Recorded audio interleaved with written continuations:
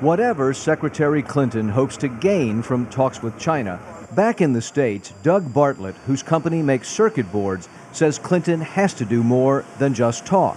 Talk is cheap. Action is what needs to be taken. Doug is one of a growing number of American manufacturers who say the U.S. has lost millions of jobs because China cheats. And China cheats, he says, by manipulating its currency. It's estimated that China keeps its currency, the yuan, around 40% cheaper than the U.S. dollar, which makes Chinese goods 40% cheaper to buy, American goods more expensive to sell, and for Doug, makes it impossible to compete. What we sell for $1, the Chinese are able to sell for 60 cents. Thank you. And it's not just Doug who thinks this.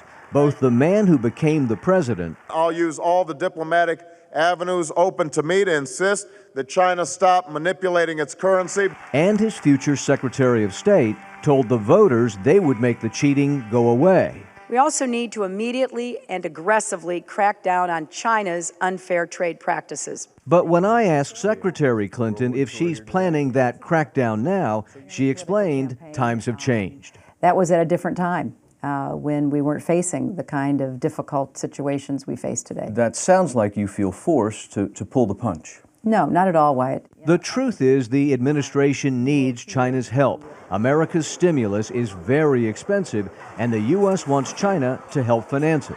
We are relying on the Chinese government to continue to buy our debt. Thank you all. As a candidate, Clinton said she would stand up to China. But now that she's secretary, the idea of cracking down on anyone when you most need their money isn't much of an option anymore. Wyatt Andrews, CBS News, Beijing.